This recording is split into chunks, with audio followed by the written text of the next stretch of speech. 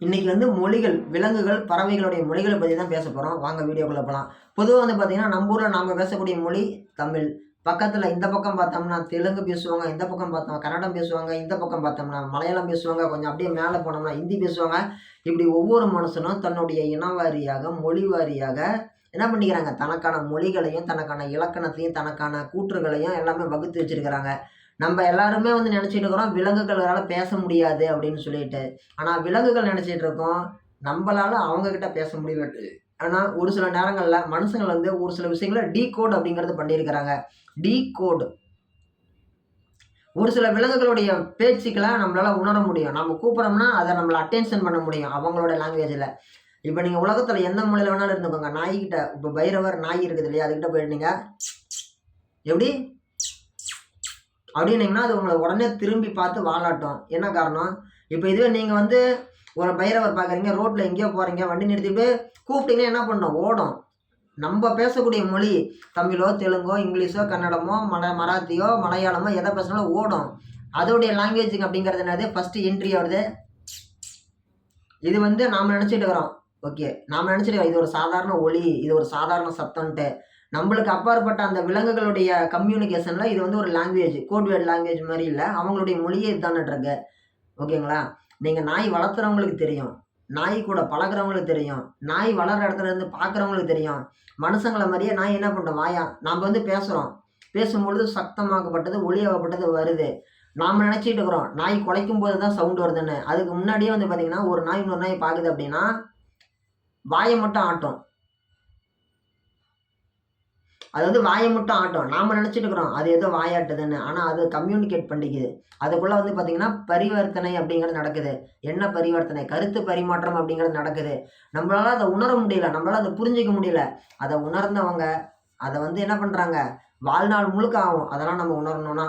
ஆனா, அத்தனை விலங்குகள் இருக்குது. அத்தனைக்கும் மொழி இருக்குது. இப்போ நாம நினைச்சிட்டு இருக்கிறோம் காக்கா அப்படின்ட்டு. காக்கா எல்லாம் ஒரே மாரி தானே கா கான்னு கத்துதுன்னு.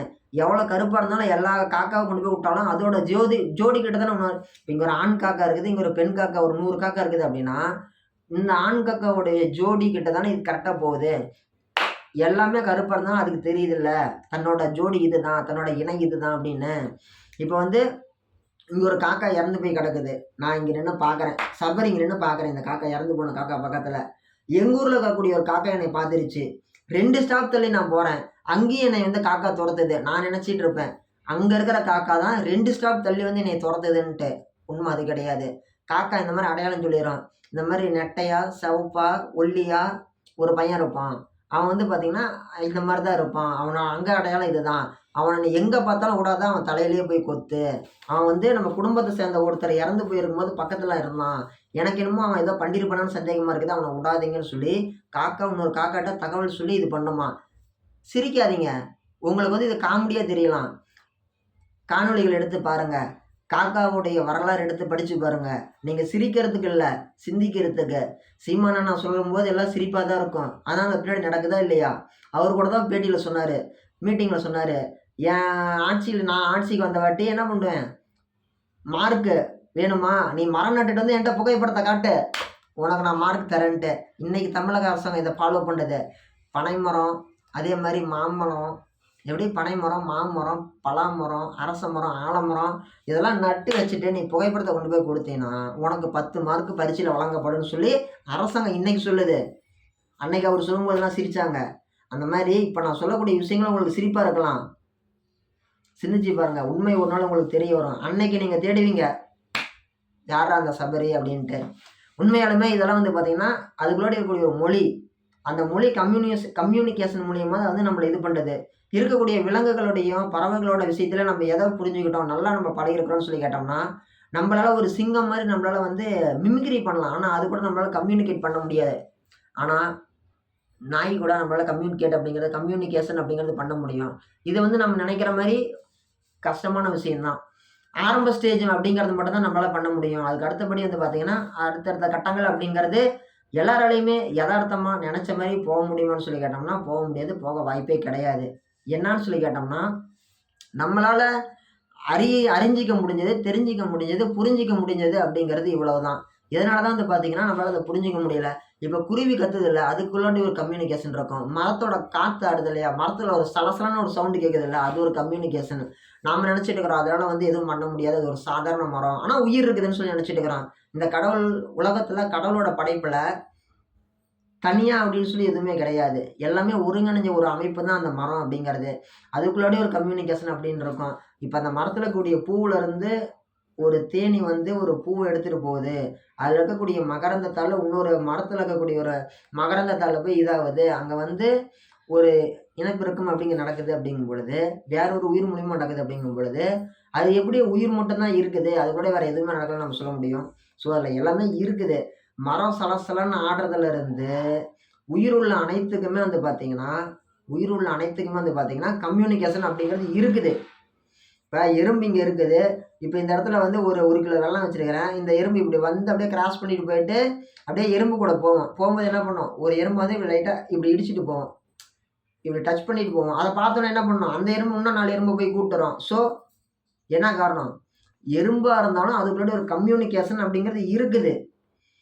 இன்னும் சொல்ல போனோம்னா, மனுஷங்கள விட ரொம்ப ரொம்ப ரொம்ப ரொம்ப அட்வான்ஸு எப்படி? மனுஷங்கள விட ரொம்ப ரொம்ப அதிகமான அளவு ஒலிகள சவுண்ட தாங்கக்கூடிய ஒரு திறன் அப்படிங்கிறது நாய்களுக்கு, பூனைகளுக்கெல்லாம் இருக்குது. அதுங்க கூட கம்பேர் பண்ணி பார்க்கும்பொழுது, மனுஷன் வந்து ரொம்ப ரொம்ப ஒரு சாதாரணமான ஒரு விஷயம் தான். ஆனாலுமே கூட மனுஷனோட கண்ட்ரோல்ல தான் இன்னைக்கு இருக்கக்கூடிய அனைத்து உயிரினங்களுமே இருக்குது. மனுஷன் அப்படிங்கிற ஒருத்தனால தான் வந்து பார்த்தீங்கன்னா, இன்னைக்கு இவ்வளோ பெரிய மாற்றம் அப்படிங்கிறது ஏற்பட்டிருக்குது. பூமியில இருக்கக்கூடிய அனைத்து விலங்குகள் மாரி தான் நாமளும் இருந்தோம். இப்ப சிங்கம் எப்படி இருக்குது? புலி எப்படி இருக்குது? நாய் எப்படி இருக்குது? மான் எப்படி இருக்குது? காட்டு பன்னி எப்படி இருக்குது? காட்டு கழுதை எப்படி இருக்குது? காட்டு எலி எப்படி இருக்குது? காட்டு கோழி எப்படி இருக்குது? மயில் எப்படி இருக்குது? மான் எப்படி இருக்குது? இதே மாரி தான் மனுஷனும் காட்டுக்குள்ள சுத்திட்டு இருந்த பையன் தான். 1,00,000 ஆண்டுகள், 2,00,000 ஆண்டுகள்லாம் போனவாட்டி, ஒரு மனுஷன் இன்னொரு மனுஷன் எப்படி கூட்டுவான்? கத்தி கத்தி தான் ஒலி எழுப்பி தான் கூப்பிட்டு இருந்தான். பல நூற்றாண்டுகள் அல்ல, பல ஆயிரக்கணக்கான ஆண்டுகள் போக, போக, போக, போக மெச்சூரிட்டி, மெச்சூரிட்டி, மெச்சூரிட்டி, மெச்சூரிட்டின்னு உருவாகி, உருவாகி, உருவாகி, உருவாகி தனக்கென ஒரு மொழி உருவாக்கிக்கிறான் மனுஷன். உருவான மொழியிலேயே என்ன ஆகுது? கிளைக்கழகங்கள் அப்படிங்கிறது உருவாகுது. கிளைக்கழகங்கள். ஓகேங்களா? அது என்ன கிளைக்கழகங்கள்? ஒரு மொழி அப்படிங்கிறது ஒண்ணு. அதிலிருந்து பிரிஞ்சு வந்த மொழிகள ஒரு சில சொற்கள் கலந்து கலப்பட சொற்கள்லாம் உருவாக்கி, அத ஒரு விஷயமா நம்ம உருவாக்கணும் அப்படின்னா, அது ஒரு விதமான ஒரு புது மொழி. அது ஒரு மொழி. ஏற்கனவே அத பத்தி நம்ம பேச முடியாது. ஏன்னா, அத பத்தி பேசி தான் கமலஹாசன் வந்தானே என்ன பண்ணாங்க, அவரையே கூப்பிட்டெல்லாம் ரொம்பவே வந்து கேள்வி கேட்டாங்க. கமலஹாசன் சாரையே. ஏன் இந்த மாரி நீங்க வந்து தமிழ்ல இருந்து இந்த மொழி பிரிஞ்சு போச்சுன்னு சொல்றீங்க? நீங்க அந்த மாரி சொல்லக்கூடாதுன்னு சொல்லிட்டு அவருக்கெல்லாம் உருவப்படம் எரிக்கிறது அப்படி இப்படின்னு எதிர்ப்புலாம் காமிச்சாங்க.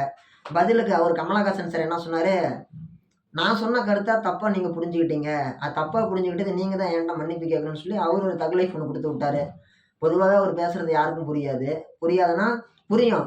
டீகோடு அதெல்லாமே. அவர் சொல்லக்கூடிய வார்த்தைகள்லாம் ஒரு 10 வருஷம் கழிச்சு தான் புரியும்.